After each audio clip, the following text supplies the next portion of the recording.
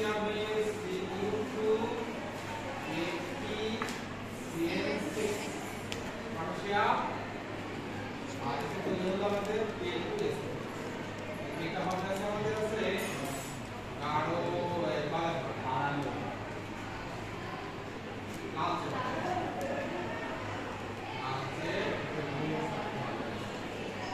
লালচে বাদামি বর্ণের কপার সাইনাইডের আমাদের লালচে বর্ণের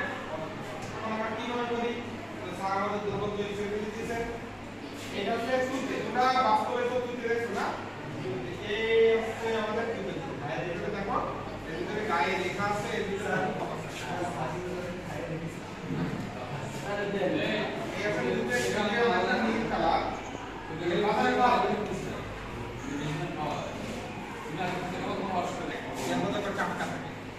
যেটা মার্ক করতে হবে আমাদের সমাধান যখন পরীক্ষা হবে পরীক্ষার সময় তোমাদের এই সলিড উত্তর দিতে পারে তোমাদের কালার টেস্ট করতে পারে ঠিক আছে যাই হোক দেখা গেল কালার দেখো এই সলিড দিতে পারে আবার দ্রবণ তৈরি করতে পারে এবার দ্রবণ যখন আপনি খাবো তখন মনে করবা কি না জানি কি দ্রবণ এই কেস আমি সারা করতে পারবো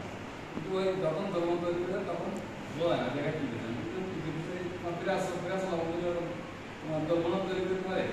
সলিড দিতে পারে মানে দ্রবণ থেকে তোমার অভাব না যে কি চেষ্টা করবে বিকাল দিবা দিন পরে এক একটা লাগে এই খাওয়াতে হয় না তোমরা সলিড বিকাল নাম দিবা হ্যাঁ পরে এই লিকুইড করে দিবা তাহলে আমি বল করে দিল তোমার বিকাল তৈরি করতে তাহলে আমরা এটা কপার সালফেটের দ্রবণ তৈরি করতে নিয়ে এর ভিতরে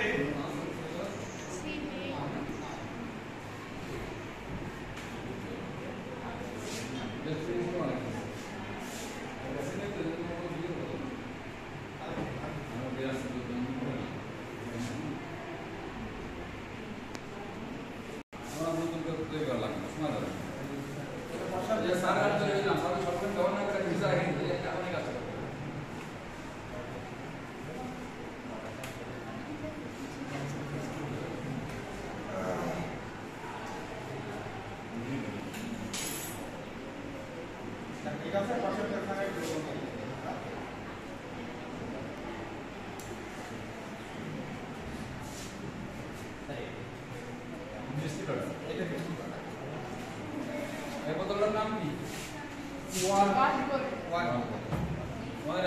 নাম জানতে ঠিক আছে অনেকে এটা আছে আমাদের কপার সালফেট দ্রবণ এটা আছে আমাদের আছে কি এবারে আমাদের পদক্ষেপ পড়বে সবাই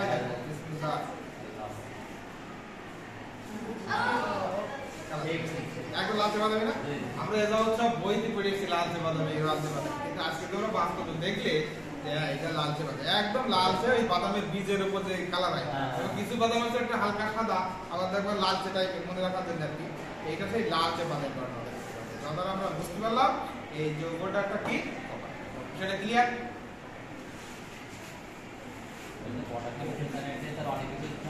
হ্যাঁ পটাশিয়াম সালফেটকে আমাদের অনেক বড় আয়ন শনাক্ত করা হয় ওই জন্য এদেরকে বলা হয় সার্বজনীন বিকারক অনেক বড় আয়ন শনাক্ত করা হয় ঠিক আছে এখানে বলা হয় সার্বজনীন পটাশিয়াম সালফেট দিয়ে আমরা আয়রন 2 আয়রন 3 কপার এখানে আরেকটা যদি থাকতো সেটাও আমরা টেস্ট করতে পারতাম জিঙ্ক থাকলে এটা করা যেত জিঙ্ক দিলে পরে ওইটা জিঙ্কের সাদা হতো জিঙ্ক কি জিঙ্কে লবণ